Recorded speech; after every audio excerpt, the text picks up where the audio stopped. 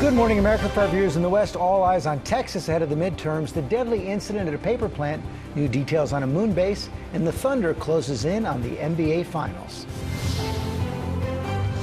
Texas-sized win for President Trump. Attorney General Ken Paxton ousted longtime Republican Senator John Cornyn in the high-stakes primary. Will that backfire for the GOP in November? How the race could decide which party controls the Senate. Urgent search. 9 workers missing in the aftermath of a deadly chemical tank rupture. The tank imploded. Breaking news. Race to rescue. 100 first responders joined the desperate search for people trapped inside a treacherous cave for a week. Overnight, Homeland Security adding another airport for screening Americans coming from the Ebola hot zone, as one aid group warns it could become the deadliest outbreak on record. Judgment Day for Matthew Perry's assistant, set to be sentenced for giving him a fatal dose of ketamine. Fierce winds blowing this bounce house away, sending it flying, but how everyone made it out okay. Moon base after Artemis II's successful mission. This morning, NASA and our GEO with new details on a permanent lunar base. Nighttime. Vegas goes back to the Stanley Cup Final. Vegas hits jackpot, sweeping the Colorado Avalanche. Plus things heating up on the court, how Coco is staying cool, and the thunder rolling. The MVP and OKC pushing Wemby and the Spurs to the brink, and SGA with another workout right after the win. Live from ABC News headquarters in New York City, it's Wednesday. Good morning, America. I love seeing him chase his little one like that. Good morning, America.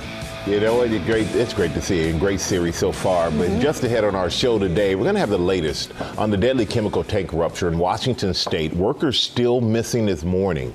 Melissa Don is on the scene for us. Also had a flood threat for millions. Ginger standing by with that. Faith Abube has the latest on the Ebola outbreak. Another airport will start screening passengers coming to the U.S. from the hot zone. And we begin with the voting in Texas last night that could have a big impact on the balance of power in the Senate.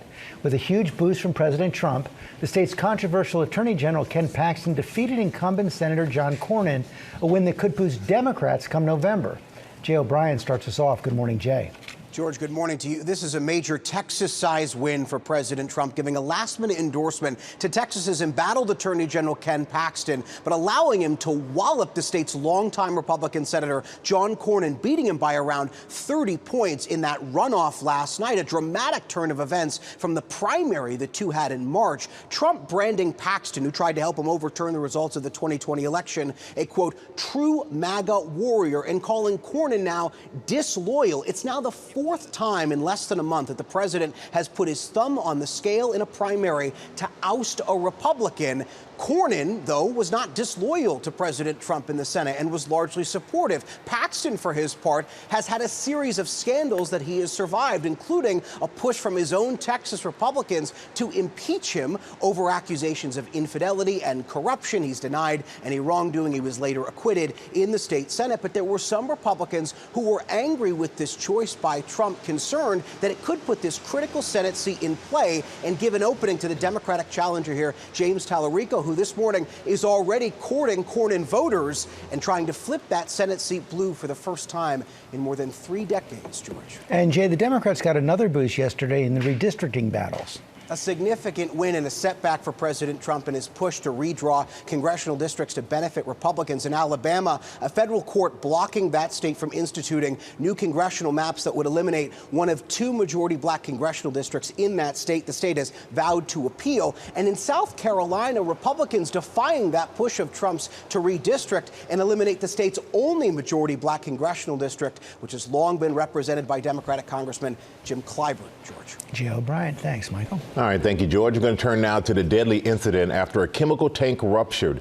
Crews are searching for employees still missing this morning.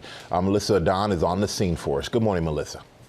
Michael, good morning. First responders monitoring the tank here at this factory. This is where the factory says the tank remains unstable following this deadly rupture, while officials have told us that 9 people remain unaccounted for as their families are desperate for answers. This morning, an urgent search for the 9 people still missing after a deadly chemical tank ruptured. We're reporting a tank imploded. Officials say at least 1 person was killed, 9 injured at the paper mill in Washington. It looks like there's 3 people with chemical burns. Authorities racing to the Nippon Dynawave Packaging Company around 7:15 Tuesday morning after a tank containing hazardous liquid imploded. Stabilization efforts remain extremely complex due to the ongoing hazards. This photo provided by Cowlitz County News, a citizen-run Facebook news site, shows the aftermath of the violent blast. The crumpled tank, vehicles demolished, another flipped upside down. The facility, which employs about 1,000 people, makes a variety of paper goods. Officials say the 900,000-gallon tank contains white liquor, a mixture of chemicals that can burn the skin or burn the lungs if inhaled. Efforts to find other victims temporarily called off overnight because the chemicals remaining in the tank made it too volatile. Crews are actively assessing the structural integrity of that tank and working on plans to stabilize that tank before additional recovery operations can safely proceed. The cause of the rupture unclear, but the Associated Press reports the company has been fined recently for health and safety violations. What's happened here is a historic tragedy, tremendous loss of life. Overnight, the community gathering to hold a vigil as families are anxiously awaiting any information about their loved ones. It's horrible seeing the people you love not have answers. It's hard to comfort them because you don't know what the outcome is going to be. It's just awful. Giovanna Bernal says her father, Hilbert Bernal, died during the incident. Telling ABC News the grandfather was a one-of-a-kind, and our community is already feeling the impact of his passing, adding, "We are so heartbroken." The factory releasing a statement saying recovery operations remain focused on safely accessing all affected areas of the facility, recovering victims, and supporting impacted families while ensuring the safety of emergency responders working within unstable conditions. City officials say once they can stabilize the tank, they do hope to resume their recovery efforts today. But Robin, just for some perspective, yesterday they had to suspend recovery efforts because of how dangerous these conditions are. We're talking about 90,000 gallons of this hazardous chemical that's still inside this massive tank. Robin? Thinking of all the families that are impacted by this. Melissa, thank you so much. Now to the 14 million Americans under flood watches right now. Ginger, I know you're tracking that for us. Yes, the flooding and the damaging wind threat for Washington, D.C., Virginia Beach. Today, you could see winds over 65 miles per hour. I will get to that. But let's talk about the damage that was done already from that flash flooding in western North Carolina. This is where Asheville is. Remember, they've dealt with so much after Helene, but some damage showing up from some of the flash floods that came down those creeks. Black Mountain, North Carolina as well. Also wanted to mention Abilene, Texas was the site of one of the storms that produced gusts and north of there over 77 miles per hour yesterday. And they've got more storms happening this morning in Corpus Christi. But I promised you a look at the Mid-Atlantic, Virginia Beach, Richmond, Washington, D.C. As we go through the afternoon, some of these isolated cells could come through with gusts that take down power lines and trees. So please beware if you are anywhere in this level 2 out of 5. So southern Maryland there, all the way back through parts of West Virginia around to Virginia Beach. Just watch for those thunderstorms. But that flash flood threat is focused from Houston right through Lake Charles, is about to get hit as we speak. New Orleans, Baton Rouge, over to Mobile, Cincinnati, up into Morgantown, West Virginia. We very much want this rain. The drought has been terrible. And hey, we are making a huge dent, George. Okay, Ginger, thanks. Latest now on the Ebola outbreak. Homeland Security has added New York's JFK as a 4th airport to take passengers from Central Africa as the CDC urges staffers to help screen incoming passengers. Faith Abubey is at Atlanta's airport with the story. Good morning, Faith. Yeah, good morning to you, George. The Atlanta airport is one of only 3 entry points right now where U.S. citizens coming in from Ebola-impacted area can fly into. JFK, which you just mentioned, will start tomorrow. However, right now, the CDC is asking for volunteers, asking for help to screen these passengers, check their temperature, scan for the virus before they can walk through those doors and into the community. This morning, as international aid groups warned that the Ebola outbreak in Central Africa could become the deadliest on record, the CDC, with an urgent request to its staff members. An internal email obtained by ABC News shows acting CDC Director Dr. Jay Bhattacharya urging employees to volunteer to screen Americans returning from Ebola hot zones for possible signs of the virus. The U.S. is one of several countries tightening travel restrictions amid the rapidly growing outbreak. Americans traveling from the DRC, South Sudan, and Uganda can only enter the U.S. through these airports. Non-U.S. citizens who have recently visited those countries are temporarily banned. According to the Wall Street Journal, the Trump administration is looking into a new approach to handling Americans exposed to the Ebola virus. Those U.S. citizens would reportedly be sent to Kenya for observation by U.S. public health officers instead of being flown to the U.S. for monitoring. The plan still needs approval from Kenya. This as health officials warn that the outbreak is currently outpacing efforts to contain it. Doctors suspect the virus has already killed more than 200 people, including a baby in a Congo hospital whose mother was infected. At least another 900 people may be fighting the infection. This American aid worker and his team in the region making preparations for potential patients. Right now we're working 14, 16-hour days, 6-7 days a week. We're trying to rotate to get breaks. And Michael, just a reminder here, the WHO says while the global risk or the Ebola risk in Central Africa is high, the global risk is actually low. But as we've seen, it hasn't stopped the U.S. and many other countries from tightening their travel restrictions, especially with the World Cup just around the corner. Michael? Yeah, the World Cup makes everybody more on heightened alert there. Thank you so much for that, Faith. And I'm going to turn now to the latest on the war with Iran. A mixed picture this morning, with Iran accusing the U.S. of violating the ceasefire, but Vice President Vance saying he's hopeful about negotiations to end the conflict. Senior political correspondent Rachel Scott is tracking it all from the White House. And good morning to you, Rachel.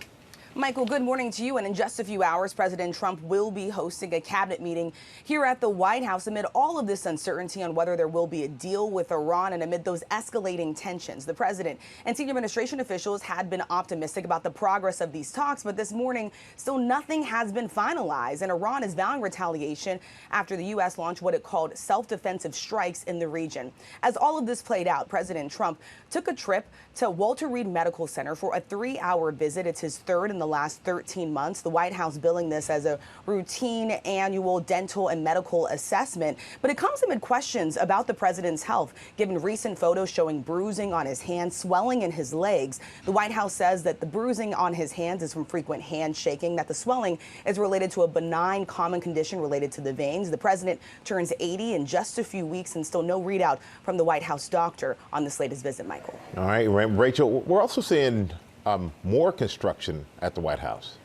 Yes, Michael, this is quite an unusual sight. Crews have been working here at the White House to build a UFC ring on the south lawn of the White House for a fight that's going to be taking place here on June 14th, which falls on the president's birthday. The White House says this is all to celebrate the nation's 250th anniversary. Cranes assembling this massive arch over what will be that ring there on the south lawn. And the UFC says that they will be footing the bill for this one, but certainly adding to the construction here at the White House, Michael. Yeah, all right. Thank you. Robin? Okay there, Michael. Now to the rescuers racing to reach people trapped in a flooded cave after heavy rains blocked their exit. Maggie Rulli has been tracking this. And Maggie, do tell us the latest. Good morning. Hey, good morning, Robin. Well, yeah, just this morning, rescuers announcing that 5 of the 7 people trapped for a week inside that cave in Laos have been found and said to be in good condition. Now, some of those helping in the search are the same divers who famously saved the young Thai soccer team trapped in a cave for 2 weeks in 2018. The group has released this dramatic new video showing divers crawling and climbing through narrow passageways, some almost completely full of muddy waters, with rescuers describing describing it like crawling through a drinking straw.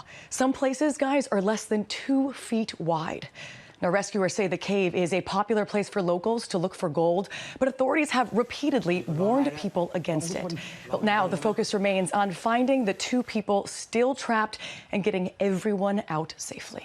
George. Okay, Maggie, thanks very much. Now to NASA unveiling new details about its plan to build a permanent base on the moon. Transportation correspondent Gio Benitez is here with the story. Good morning, Gio. Hey, George, good morning. Yeah, this may very well be the new golden age of space exploration, the first human outpost beyond Earth. In the Apollo era of the 60s and the 70s, astronauts, they came and went. But the goal here is to build a moon base as a permanent settlement. Just over a month after Artemis II reignited America's journey of space exploration and inspired millions with those incredible images from the far side of the moon, this morning NASA is ramping up its mission to build a permanent settlement on the lunar surface and sharing new details about its plans. The grand return is close at hand, and we will not slow down, and we are really just getting started. The $20 billion plan is being called Moonbase, and it'll be built out in 3 phases over the next 7 years. In phase 1, they'll build, test, and learn, largely using robotics, with the first 3 missions that could launch by the end of this year, and potentially 2 crewed missions to the surface in 2028. Phase 2 will start to establish early infrastructure and will include semi-annual crewed missions. And phase 3, continuing to learn how to live and work there on a permanent basis with habitats, all meant to be the first foothold to exploring the cosmos.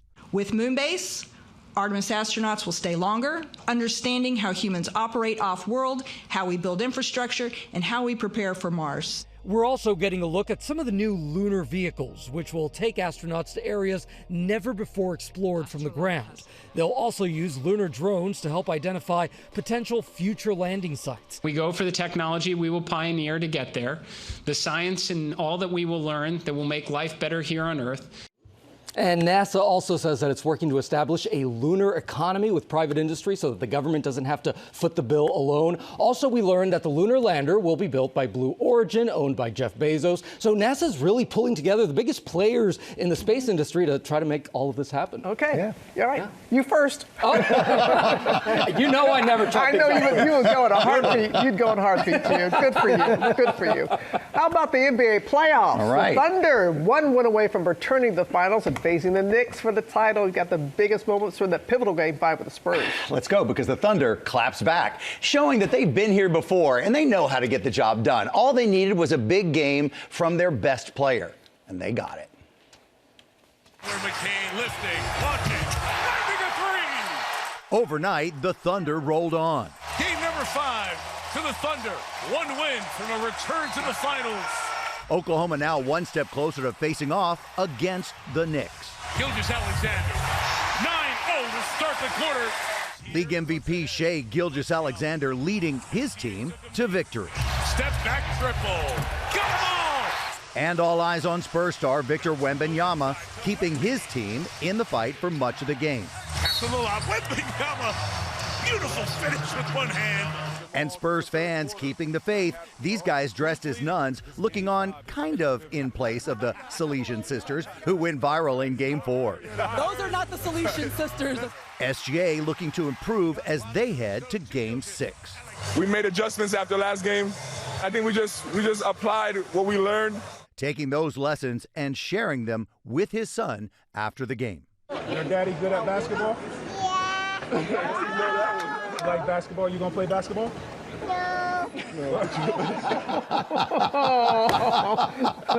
That's the best. Game 6 between these teams is Thursday night. Meanwhile, the Knicks are probably just laying back and sizing up the competition while they rest up and wait for the winner. No matter what happens, you know the NBA Finals tip off right here on ABC next Wednesday, June 3rd. Ooh, it's going to be a good one. Can't wait. All right. Thank you for that, Sam. And coming up, Friends star Matthew Perry's assistant is set to be sentenced in his overdose death. What new court documents reveal about the role he played, and our Dan Abrams is standing by with what to expect in court. Also ahead, Rebecca Jarvis has a new report on the best used cars for teens. Hi, Robin. Yeah, the list is for teens, but really these are cars for anyone who's looking for affordability and safety. And we've got some of the best bets starting at under $10,000. Plus, new at 7:30, the bounce house caught on camera blowing through a backyard during a storm. Coming up, the new fallout following the arrest of the billionaire heir to a popular clothing brand in connection with his father's death. And the new cancer screening options. And we're going to learn how to make the Michael Strahan steak. What? Hey, if you question it, no steak for you. It's been too long, Woody. Came here as fast as I could after Jesse called for help. Oh, thank you! We've got it handled. Look, star, deputy, me, no star. Oh, hey, Buzz, what is that? What? Where? Ow. Hey. Back here in GMA, Woody and Buzz are back for Toy Story 5. And there are some award-winning superstars joining the cast, and you'll find out coming up in Pop News. First new at 7:30, Green Bay Packers running back Josh Jacobs is facing criminal charges after police responded to a domestic disturbance in Wisconsin. Police say the incident happened Saturday. Jacobs was arrested yesterday, booked on several domestic violence charges. His attorneys say he denies the allegations. Also right now, one person is dead and one injured in a home explosion and fire in Michigan. Police say the fire appears to have been deliberately set as part of a murder-suicide attempt by the husband who died in the fire. Neighbors pulled his wife out of the burning house. She's hospitalized with serious injuries. And please take a look at this. A huge gust of wind blew a bouncy house through a backyard in Florida and into an SUV. Some scary video there.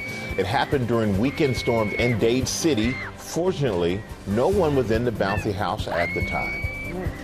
And the best young spellers in the country are now in the nation's capital for the National Spelling Bee. They're competing for a $50,000 prize. The competitors represent all 50 states and 5 other countries. The 3-day event wraps up tomorrow night. Oh, my goodness. I remember hosting that a few times for ESPN. I never felt dumber in my life. The winners always come here the next day. Oh, my gosh. They're so smart. Yeah. Wow. We're going to get the latest now in the Matthew Perry case. His former assistant will be sentenced today after pleading guilty for his role in Perry's death. Trevor Alt is in Los Angeles with the story. Good morning, Trevor. Good morning, George. So this will be the 5th and final sentencing in Matthew Perry's overdose death. The assistant who was injecting the actor with ketamine 6 to 8 times per day. And the sentence will center on the responsibility that assistant had to say no to dangerous and illegal requests from the star who paid him. This morning, previously unknown details revealed in the case against Matthew Perry's assistant as he's set to be sentenced for his role in the star's death. The filing states Kenneth Iwamasa met Matthew Perry in 1992, and when he became his assistant 30 years later in 2022, prosecutors claim he was acutely aware that Mr. Perry had suffered from drug addiction for most of his life. But rather than help Mr. Perry maintain sobriety, Iwamasa became his enabler and drug supplier. They say he first started procuring ketamine for Perry, then began injecting him with the drug, continuing to do so despite seeing Perry unconscious in his home on 2 occasions. They say in late October of 2023, Iwamasa injected Perry with ketamine at 8:30 in the morning and then again at 12:45 p.m. And approximately 40 minutes later, Mr. Perry asked Iwamasa to prepare the jacuzzi for Mr. Perry and told Iwamasa, "Shoot me up with a big one." After that 3rd injection, they claim Iwamasa left to run errands and returned to find the friend's star face down in the jacuzzi. Iwamasa has pleaded guilty to 1 count of ketamine distribution resulting in death. Prosecutors say he eventually became a cooperating witness, but only after he allegedly denied ever administering ketamine shots, tried to clean up evidence at the scene, and attempted to delete the digital trail by changing passwords on Perry's devices. His defense has responded to that filing, saying Iwamasa was vulnerable to the relationship dynamic which he fell into with Perry. In short, he could not simply say no to the star actor. An assistant should never feel like they're compromising their own moral compass by enabling somebody, a drug addict, really. That person's sick and you're following directions from somebody that is not well and asking you to be part of the problem. The judge will also hear from family members impacted by the crime, including Perry's mother, speaking out in an impact statement, writing Iwamasa's #1 responsibility was to ensure that Matthew remained what he wanted to be, drug-free. She adds, "We trusted a man without a conscience, and my son paid the price." Now, it will ultimately be up to the judge today to decide Iwamas's sentence. He faces up to 15 years in prison, though the prosecution is asking for about 3.5 years. Guys. All right, Trevor, thank you for that. And let's bring in ABC News Chief Legal Analyst Dan Abrams. And Dan, thank you for joining us this morning. And had he not reached an agreement with prosecutors, could he have been charged with manslaughter? Sure. He definitely could have been charged with a more serious crime here. He definitely got a deal here, right? He definitely got a lesser charge. Why? First of all, he was the first one to come forward.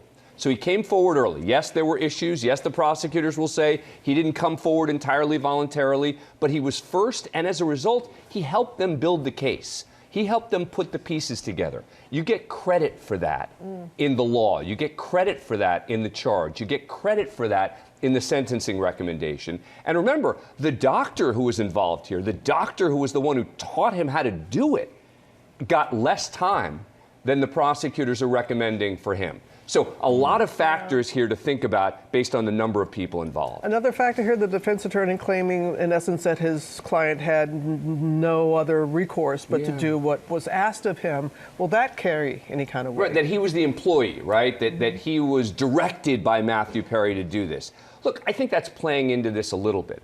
The family is furious.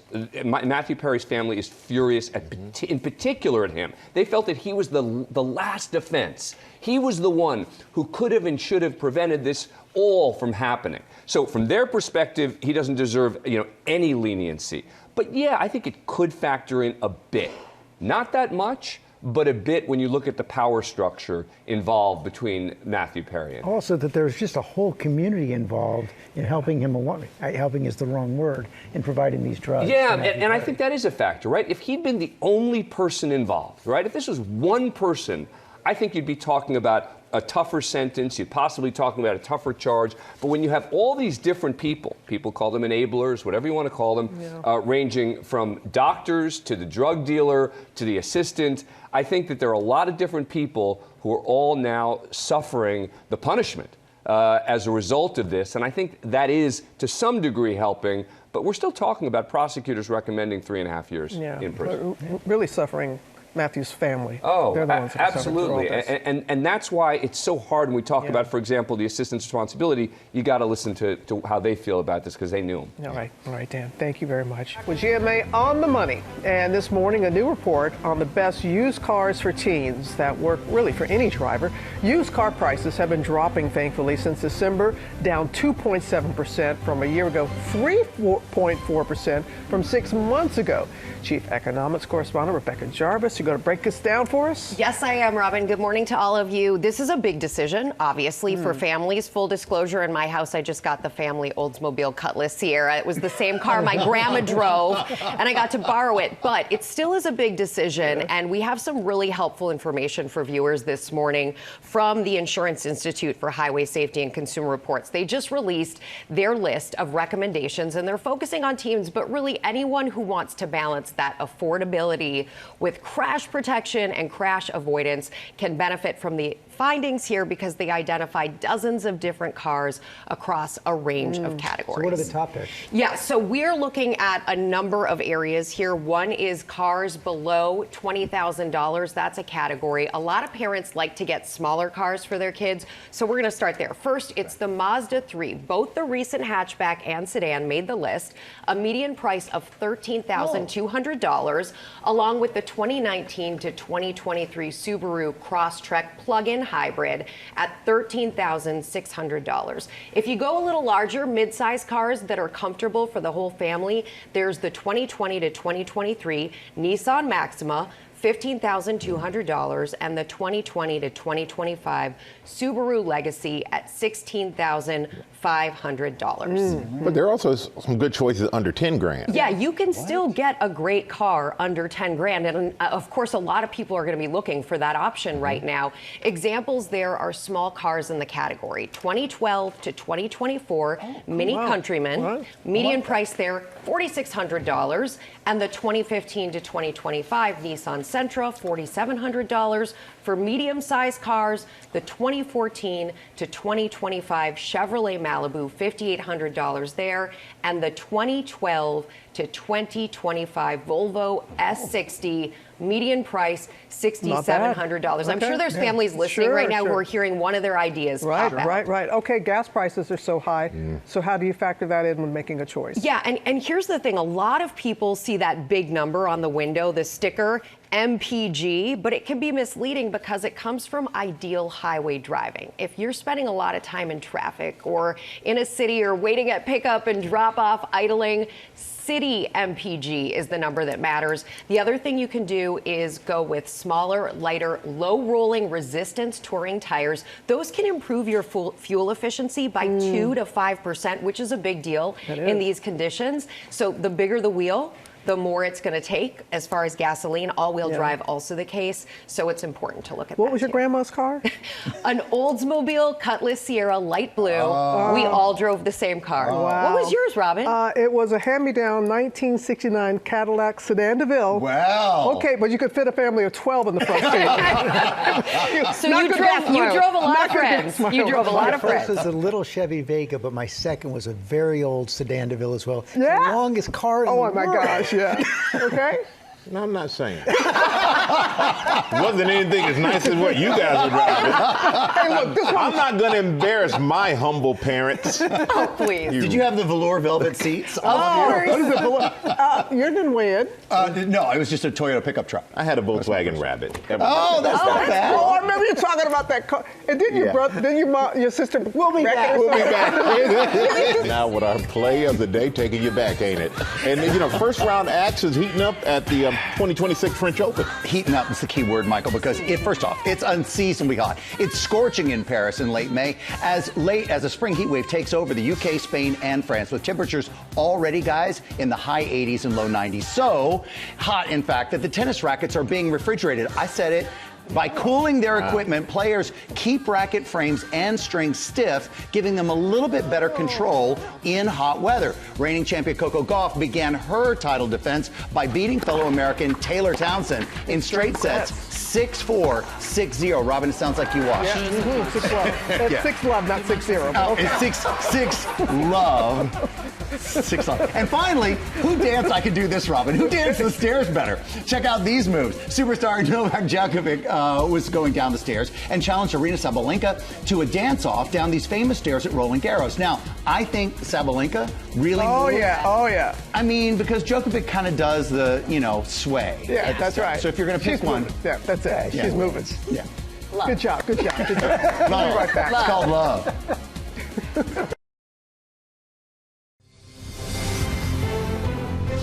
Good morning, America. It's 8 a.m. Texas-sized win for President Trump. Attorney General Ken Paxton housed longtime Republican Senator John Cornyn in the high-stakes primary. Will that backfire for the GOP in November? New details on the billionaire heir arrested in connection with his father's death. The son now stepping down from the global clothing brand, with stars like Hailey Bieber in their ads. The search for a cure for multiple sclerosis. What is it that you believe has made you so resilient? Our Dr. Narula talks with the founder of Race to Erase MS. I look at the big picture, and working on this is way bigger than I am. This morning, what the latest research shows. Plus, Mindy Kaling is here. Oh my God, I have so much to tell you. With the cast of her new show, Not Suitable for Work. Now sign this saying that I trained you, or you're fired. Yes, ma'am. And stay calm. I'm the definition of calm. That's not gonna work. The toys are back. And guess who's joining Woody, Buzz, and the gang? No way. We'll tell you right after we say, and Good Morning America. Live from ABC News headquarters in New York City, it's Wednesday. Good Morning America. George, we have breaking news here. We do. Michael Strahan has a steak. Yeah, it's named after me. Named after What can I do? I was as surprised as you were But I can tell you, I've had it. It's delicious. Yeah. And I cannot wait for you all to find out how delicious it is here today. And there's my guy, Sam Hazen, showing off a little bit right there. But you're going to love it. Going to love it. Okay, that is coming up. First, look at the top stories breaking today. We start with the voting in Texas last night that could have a big impact on the balance of power in the Senate. With a huge boost from President Trump, the state's controversial Attorney General Ken Paxton defeated incumbent Senator John Cornyn, a win that could boost Democrats come November. Jay O'Brien starts us off. Good morning, Jay. George, good morning again to you. This was a major Texas-sized win for President Trump, but there are concerns among some Republicans of the long-term impact it could have. Trump giving a last-minute endorsement to Texas's embattled Attorney General Ken Paxton, allowing him to wallop that state's longtime Republican Senator John Cornyn in a much different vote outcome in that runoff overnight than the primary the two had in March. Trump branding Paxton, who tried to help him overturn the results of the 2020 election, a, quote, true MAGA warrior, and calling Cornyn disloyal. But Paxton had survived a series of scandals, including an attempt from Texas Republicans to impeach him. He had been accused of infidelity, corruption. He's denied any wrongdoing in that impeachment effort. He was acquitted in the state Senate. And there were some Senate Republicans who were worried that by elevating Paxton, it could give a boost to the Democratic candidate in this race, State Representative James Tallarico, who's built a juggernaut of a campaign and is reaching out this morning to Cornyn voters, trying to flip that Senate seat for the first time in more than 3 decades. Trump, for his part, is congratulating Paxton this morning and promising that he will campaign for him ahead of November. Michael. All right, Jay, thank you for bringing that to us. And we're going to turn now to the fallout from the arrest of the son of the founder of clothing brand Mango. He's temporarily stepping down from his role at the company as he fights allegations he killed his father. Rhiannon Alley is here with the latest. Good morning, Rhiannon. Good morning, Michael. Isak Andic was worth an estimated $4.5 billion when he suddenly died during what appeared to be a hiking accident. Authorities say it was no accident and accused Jonathan of killing his dad over greed. They haven't charged him, but Jonathan is now temporarily stepping down from his father's company to fight these allegations, saying he had nothing to do with his dad's death. This morning, Jonathan Andic, the billionaire heir to popular global clothing brand Mango, which stars celebs like Hailey Bieber and Adrian Brody in their ads, announcing he is temporarily stepping down from his duties at the brand after being arrested last week in connection with his father's death. Jonathan, sigue manteniendo su inocencia. The 45-year-old, who was released from custody last week on $1.6 million bail, maintaining his innocence in an open letter writing, "A public narrative has been constructed based on a partial, out-of-context, and distorted vision, creating a perception of guilt that is far from the truth." Officials initially ruled the 2024 death of Jonathan's billionaire father, Isak, an accident. But last week, investigators announcing they now believe Jonathan, who was with him when he plunged more than 300 feet off a ravine in Spain while hiking, is responsible, alleging he may have murdered him for money. Prosecutors claiming Jonathan and his father had a poor relationship due to Jonathan's obsession with money, alleging that when Jonathan became aware that Isak intended to change his will to help people in need, he immediately attempted a reconciliation and allegedly suggested the two go on a hike so that they could talk alone. Mango has 2,900 stores worldwide. 65 of them are here in the U.S. Now, Jonathan inherited the company with his 2 sisters, and Mango's CEO told employees he is standing by the founder's son. Again, he has not been formally charged, but authorities did reportedly take his passport. Okay, a lot of people are watching this one. All right, Rhiannon, thank you. Now to the American Cancer Society updating its recommended screening guidelines for colorectal cancer. Morgan Norwood is here with those details for us. Good morning, Morgan. Good morning to you, Robin. This is a really important update, but I think the big headline here is that the American Cancer Society isn't necessarily changing who should get screened for colon cancer.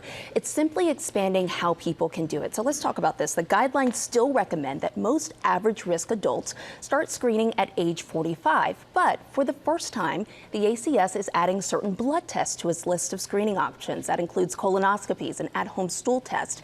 Experts say the goal here is simple. They just want to get more people screened. And here's why. Right now, more than 20 million Americans are not up to date on their colon cancer screening. That's about 1 in 3 eligible adults. So someone you know, colorectal cancer is now the leading cancer killer of men under 50 and the second leading cancer killer of women under 50. So the American Cancer Society still stresses that colonoscopies remain the gold standard and that these new blood tests are really intended for people who are unwilling or unable to complete other types of screening options. Anything that will help people get screened. Anything that will help. All right, Morgan, thanks so much. And the Las Vegas Golden Knights headed to the Stanley Cup final. Yep, they completed a sweep of the Avalanche on home ice. Vegas advances to the Final Four for the third time in the franchise's 9-year history.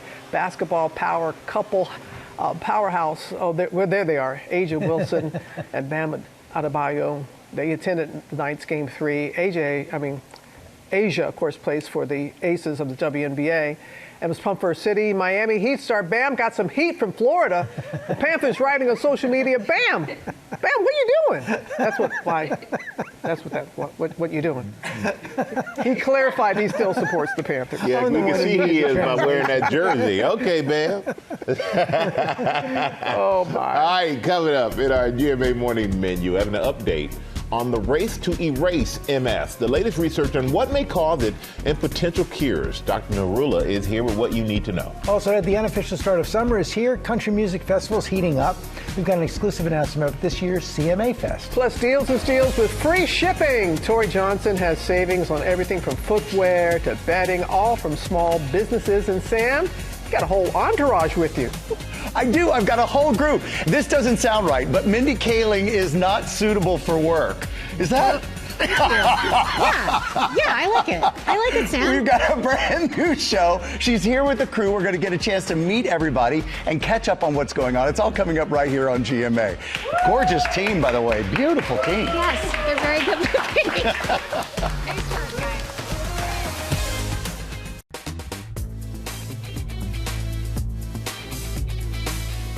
Little shot of New York City. And we're back now with our GMA cover story. One woman who faced a terrifying multiple sclerosis diagnosis by taking action. Now, 35 years later, the foundation Nancy Davis started, Race to Erase MS, is leading the charge to find a cure. Our chief medical correspondent, Dr. Tara Narula, had a chance to talk to her, and you're here to share that with us. Good morning, Doc. I'm so happy to bring you her story. You know, MS affects nearly 1 million Americans, with women 3 times more likely to be diagnosed than men. I sat down with Nancy Davis to talk about living with MS and the organization she built to change the course of the disease. It was 1991 when Nancy Davis lost the feeling in 3 fingertips, then her hand. Doctors diagnosed her with multiple sclerosis, or MS. I was devastated. I didn't know what that was going to mean for the rest of my life. I was a young mom. I was 33, just sort of hitting my stride in life. At the time, there wasn't much doctors could do. The doctor I went to wasn't really very sympathetic or helpful in explaining what MS was. But he told me that I would be lucky because I would be able to operate a remote control on my TV set. So when they painted that picture for you, do you feel that fueled you, or did it on some level deflate you? I'm that person who I don't stay depressed. I've got to find a solution. Multiple sclerosis is an autoimmune disease in which the body attacks the protective coating around nerve fibers in the central nervous system. Symptoms can include fatigue, weakness, numbness or tingling, and blurred vision. I was looking at the ads that were on TV for MS, and they all showed a beautiful young woman sitting in a wheelchair holding her child's hand. And that image just really stuck with me, and I thought, I don't want to be that person. As a young mother, terrified for her children and her future, she turned her fear into fuel, founding Race to Erase MS. We can make the pain disappear. Since its inception, the organization has raised over $58 million, helping in the creation of 25 FDA-approved medications, including B-cell therapies like Ocrevus. Now, early research suggests the Epstein-Barr virus, the same one that causes mononucleosis, may play a role in triggering the disease in certain individuals. So we think Epstein-Barr viral infection of B cells in adolescence is what triggers the disease. That's the working model. It may lay dormant for decades. You may not know you have MS because the immune system hasn't attacked parts of the brain that lead to a symptom. And then only then will the disease develop. Someday, Dr. Hafler hopes we could vaccinate susceptible teens against Epstein-Barr virus. Until then, Nancy is continuing her race to erase MS. I love the word resilience. What is it that you believe has made you so resilient? I look at the big picture, and working on this is way bigger than I am. The 33rd Race to Erase MS Gala is June 5th, with a fashion show and performances by Snoop Dogg and Rachel Platten. And as always, the party will end with the song Lean on Me. I was driving in my car one day and I heard the song. Lean on me when you're not strong. It became my anthem. It became so important to me. What do you hope your legacy will be? I hope my legacy in life will be that we can find a cure for MS and we can save a lot of lives. I know that we're going to. I know that we're on the horizon. We are so close. But at the end of the day, we're not there. We're not going to win our race to erase MS till we are able to cure everybody with this.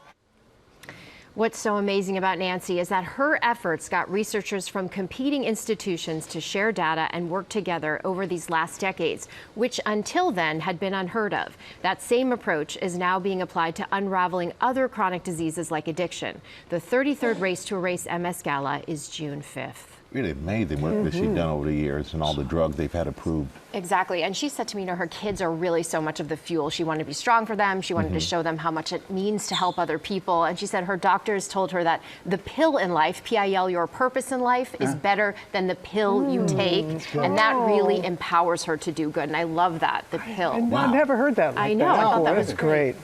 Wow. Yeah, Doc, thank you for bringing that to us. And Sam, you got some pop news for us. That was a great story, Doc. Thank you. All right. Buckle up, Popsters. Let's get ready to travel. We'll go to infinity and beyond, if that's all right with you, because Toy Story 5 is flying into a theater near you in just a few short weeks. And a final trailer for the movie has just dropped with some brand new details. Here it is. First we were playing, and then the world started changing. Oh, are we getting donated? Donut. No, sweetie. Donated. Bonnie doesn't want to play with toys anymore. She needs me. Jesse, you know Bonnie better than anyone. What does your gut say? Bonnie still needs us. Our time ain't over yet. We're gonna need backup. Such a good cast.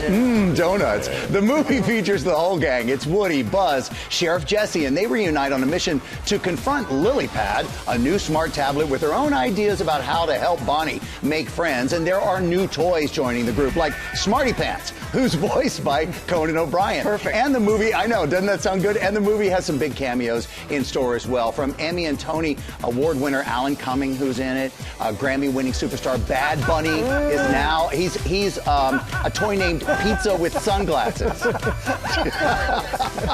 Toy Story 5 tickets are on sale right now, and the movie hits theaters June 19th. And next month, the cast includes Tom Hanks, Tim Allen, Greta Lee, and more. And they're all going to be joining us to talk about it right here on GMA. Brilliant. It's going to be brilliant. I don't know how, but each one is good, right? Yeah. All right, let's keep moving. Now in music news. Has anyone seen my Stetson? Oh, boy. Oh. You know why? Because we're going to Nashville, everybody, for a country summer. Nice. Because it's the 23rd year in a row of this. How does it look? It looks great.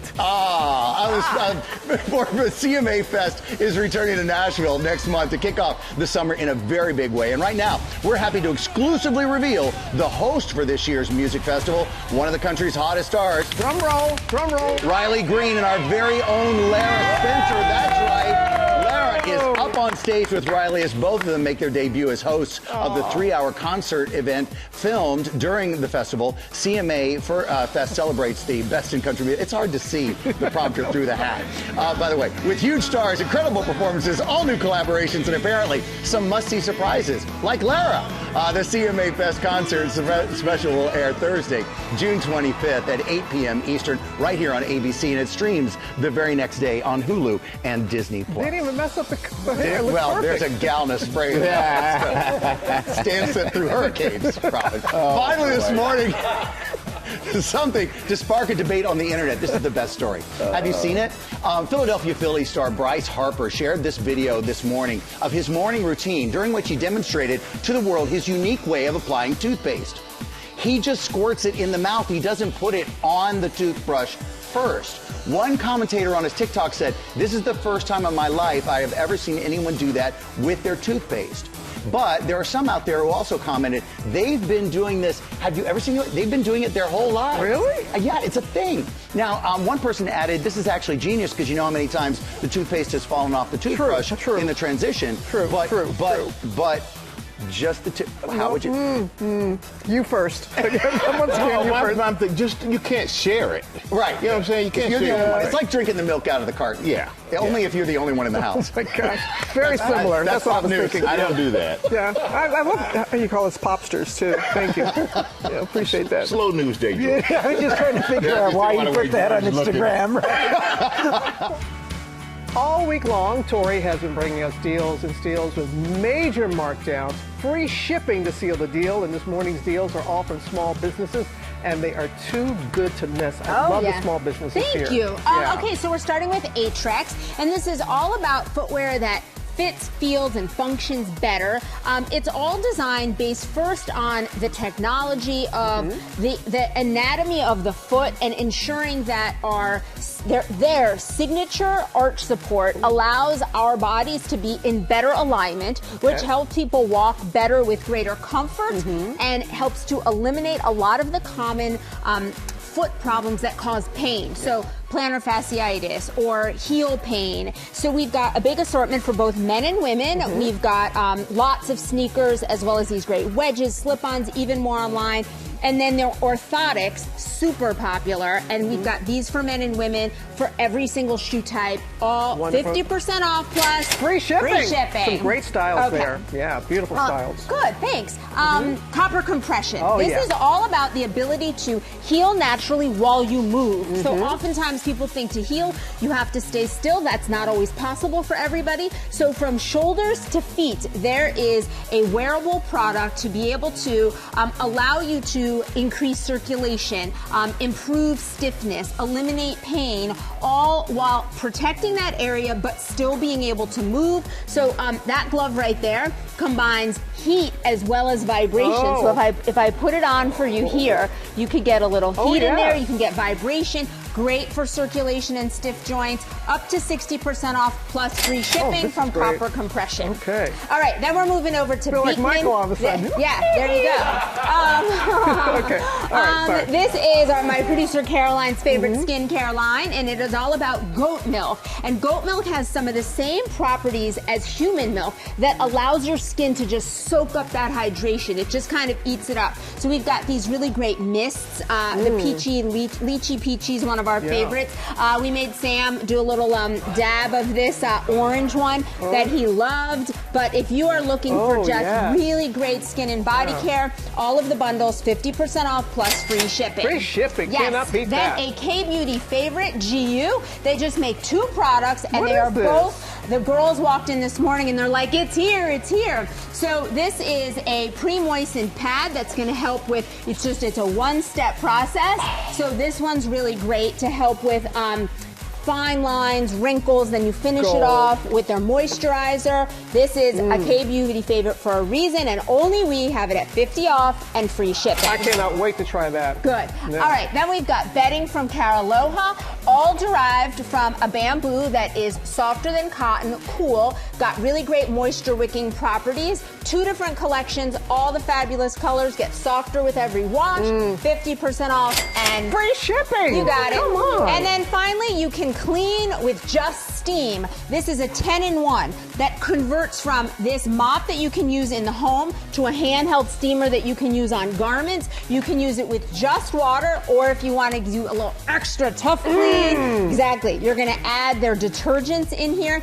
50% off plus free shipping. You got it. So 10-in-1? 10-in-1, baby. Oh my gosh, so 10 this in is 1. that. Yeah, that is that. That is beautiful. If you miss Monday and Tuesday deals, you can still shop and save at least 50% off and free shipping. We partner with these companies on these great products. Get them at gmadeals.com.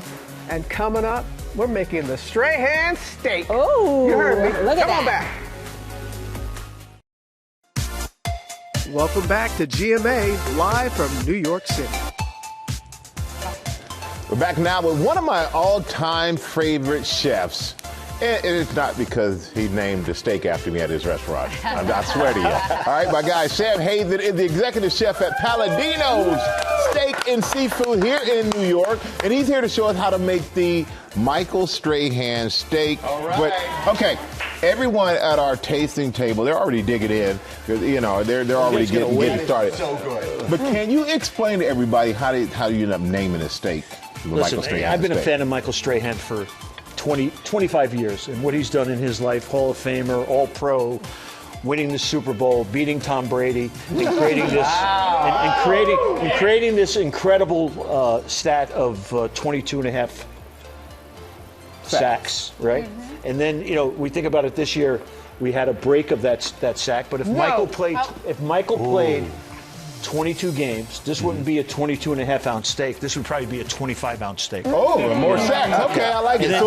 So it's named after me because it's 22 and a half ounces for the 22 and a half sack. Right. Okay, I love that. Okay. So going back to, you know, the steak that we get, we have an amazing company in Allen Brothers that provides us with the steak. And what's the cut? So we actually have a bone-in sirloin. This is what it looks like before it's cut, and you create the T-bone, you create the steak on the bone, you create this bone-in fillet, you got the boneless fillet. So you get a lot of options with this. From here it's T-bone, and this is porterhouse. And then one of the things we do, which is pretty amazing, is this Wagyu bone marrow, which is the femur bone, which is amazing. We actually broil that, amazing to eat with the steak. We offer the steak with 3 different sauces. Yeah, how do you season it? So let's make the season. Let's get going. So with the steak, we butter the steak. Butter it up. Butter. A little salt. A lot of salt. A lot of salt. Okay. Some pepper. Michael, if you want to twist some pepper on there. Yep. Just like you're holding a quarterback's ankle. Okay. All right. And then what we do is we place this steak in a hot pan. Sam, place it, don't throw it. Right. Remember how you did that before? Why do you remember that? And so, you know, we cook it at a very high heat. But what's the best pan for this? So the best pan is a cast iron pan. I mean, because that way you get some great caramelization. And then what happens is the steak cooks for about 8-10 minutes on each side. And then we create something like this, the finished steak right here. That's the finished steak? Right. And then, you know, we take the bone off. Okay. And then what we do is we take the steak. Michael, excuse me before I stab you with the knife. Yeah, let's move out the way. Okay. And then we slice the steak at an angle. At an angle. Okay, at an angle. All right, tasting table, how is it? That's really good. And then what we do is we place the steak onto the 92. Onto the 92 plate, even a plate for it. I love it. And then what we do is we actually serve this with some of the broccoli cuccio. Broccoli cuccio. And you said that's a sweeter broccoli, it's right? Sweet, you know, if we have here, we have regular broccoli, we have broccoli cuccio, we have broccoli rabe, and broccolini. What this is a hybrid broccoli from Italy, and it's much sweeter, very tender. And what I like to do is I like to cook it with some chili oil, and then a squeeze of some lemon, which I char, and like that, and that, like that. And then what we do is we serve that, Michael, with the steak, with some of the garlic. Oh, so tasty. There we go. Yeah, that's great. Smells good in here, man. Yeah. And great combination. And then we serve it with the charred lemon. Charred lemon on side. Presentation's everything. A little sauce. Yeah, and then a little of this steak sauce. You know, we have an amazing restaurant at Grand Central Terminal. We're going to be opening up in Dallas very shortly. Okay, but I'm curious now. You're Grand Central Terminal here in New York. You're going to open in Dallas soon. Are you going to have this steak on the menu in Dallas? No, you got to call Michael Strahan? Listen, you know, I got to tell you this. You know, I really thought about doing a steak in Dallas, and the only name I could come up with was Tony Romo. But if I did a steak called the Tony Romo steak, everybody would fall off the plate like a fumble. I love you, Tony. You can do the Emmitt Smith steak. He has, 18,355 rushing yards, 18.3 and a half ounce steak. There we go. We could do the Jerry Jones steak, and then when you eat it, you choke. Oh, you're really helping yourself, Sam, down there in Dallas. So Dallas is going to love me. Yes, they are. And we have a dessert too. And so we have this amazing chocolate cake at Palladino's in New York City. An amazing stage to play on. And it's a layered chocolate cake. It's flavored with a little coffee. And oh, come on. It's look at this. It's decadent. Yeah, we're not decadent, that is. Yeah. And it looks perfect with with the steaks, and you need a chocolate cake in an amazing steakhouse. Amazing menu, amazing restaurant, amazing football player. An amazing chef. An amazing friend. Sam, thank you. Thank you as always, man. Always great. Good cook with you. You can always go to Palladino's, get yourself the Michael Strahan steak, 22 and a half ounces. You know why now. And you can get these recipes on GoodMorningAmerica.com. Robin, you're over there shaking your head in happiness, and I love it. But to be little snitches and get us evicted? That is low, even for you. I told Antoine never mind. It was too late by the time you ratted us out. So you better fix this or else. Are you threatening us? You want to find out? My girl's from Dorchester, Massachusetts. Is that a tough neighborhood? I'm not familiar with local towns in other states. Well, I'm from Jersey. Ever heard of that? Okay, this looks so good. That was just a sneak peek at the new show, Not Suitable for Work, about a group of ambitious 20-somethings navigating life in the Big Apple. Show creator Mindy Kaling is here along with the cast: Avantika, Ella, Will, Jack, Nicholas. Thank you all for being here. All of you. I'm telling you, that trailer looks so good. Funny. That's so good. Mindy, you've had a slew of hits. We can't even count how many you've had. And you say this one is playing somewhat off of your life, right? Yes, well, the reason the show is so good, in my opinion, is because of this group of people over here. They're so funny.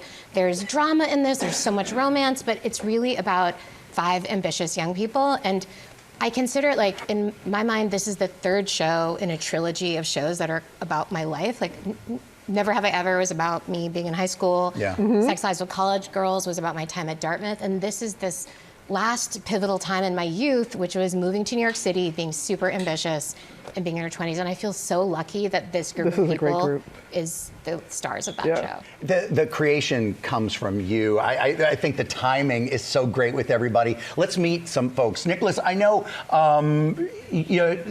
what was the best part? Because you guys you told me in the break that you shot it all in New York City. So what was the best part about being in New York City shooting together? We feel so lucky to shoot in New York City because it's kind of like a built-in character in itself. You know, you're out there, you're amongst the New Yorkers. Some of them are nicer than others. You know, one thing about New York is they will tell you when you're in the way. You know, and we had a couple of those instances, but overall, I mean, New York has such a great way of immersing you into its surrounding, and it really just helped. Play the part. It made everything easier. Don't stand on the sidewalk. That's really it's a sidewalk. Exactly. We'll keep moving. Avantika, we know that you all spend a lot of time with each other off camera and a lot of group activities. Yes. Escape rooms? Escape rooms? So we have Jack Martin to thank for that. Jack really loves escape rooms. Do you have an app? You have an app that keeps track. He's like very. This is his like hyperfixation, and so Jack had the brilliant idea of taking us to arguably the worst, most horrifying experience of my life, and will corroborate. True fear. And everyone's laughing and keep laughing. I'm glad everyone's finding it really funny. But when we were getting dragged out from a metal bed by our legs, it was not funny. What? It was not funny. But we were scream in my life. There's even have a CCTV footage of me wailing because it was horrifying. But I feel like we trauma bonded. You know, I'm glad I walked out of it alive. You gotta tell me after which one it is because I don't want to go to that one. All right, another activity was karaoke. And Avantika, you're a singer. Ella, you're a singer as well. So Ella, we haven't really talked to you yet. Let's hear from you. What's your go-to karaoke song? And is everyone else really bad? Okay. Oh, no. In fact, they're incredible. Nicholas at karaoke really crushes. Very charismatic. We did a cast rendition of The Climb that I felt very moved by. But no, I had a friend. Oh, wait. Wow. Look at him. Look at his posture. Yeah, so I had a friend. Wait, we're soft launching Broadway. How did they get that? You know? I think it's on my Instagram. I'm sorry. Oh my gosh. Thank you. No one's smiling brighter right now than Mindy. She's like, this is gold, baby. This is gold right here. Now, you two, you were living together before you started shooting? Are you still, We lived together during the shoot. We've known each other for a long time, and we just got cast by total coincidence, which was an incredible gift to us. It was amazing. We're roommates in real life, roommates in the show. That was great. Crazy crossover. Did living together make you closer, or did it make you grow to hate each other?